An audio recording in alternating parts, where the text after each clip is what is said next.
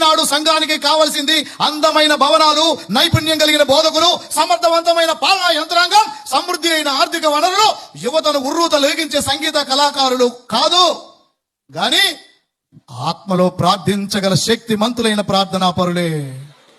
కానీ ఈరోజు యవనస్తులు కూడా ప్రార్థన చేసుకుందాం అనగానే ఒక్కరోజు మోకరించిన అనుభవం అన్నది లేదు. లేవడం దేవానికి స్తోత్రం, నాకు ఆత్రం, తోడైతే తోడయ్యుండు, లేకపోతే లేదు, నేనైతే వెళ్తున్నాను, ఆమేన్. మోకాళ్ళ ప్రార్థన జీవితం అన్నది అంతరించిపోతున్న కలలాగా ఉంది. ఒక 20 సంవత్సరాలు పోయిన తర్వాత మనం బ్రతుకుంటే ఒకానొక సమయంలోనంట మా పితరులు మోకరించి ప్రార్థన చేసేవాళ్ళంట అని చెప్పుకునే రోజులు వస్తాయా అనిపిస్తుంది. అందులో ఒకవేళ మోకరించిన ఎక్కువ మంది ఆ చప్పిడి కాళ్ళు వేసుకుని అటుపక్క ఇటుపక్క, ఈ చెయ్యి ఇటు, ఆ చెయ్యి ఇటు, అంతేగాని పెద్ద మోకాలు వేస్తున్నారా? పెద్ద మోకాలంటే నిట్ట నిలువునా సరే, ఒక గంట సేపు అలా ఉండలేమేమో. మిమ్మల్ని ఏమి పనిష్మెంట్ ఇవ్వడానికి నేను రాలేదు, కానీ ఒక 5 నిమిషాలన్నా నిట్ట నిలువు మోకాళ్ళ మీద ఉండి ప్రార్థన చేసి పోనీ ఆ తర్వాత నొప్పులుగా ఉంటే, ఇబ్బందిగా ఉంటే ఇంకా సౌకర్యవంతంగా మోకరించడం తప్పేం కాదు. మోకరించడం అన్న కళ అంతరించిపోతున్న కళలాగా మారిపోయే ప్రమాదం ఈరోజు క్రైస్తవ్యానికి దాపురించింది.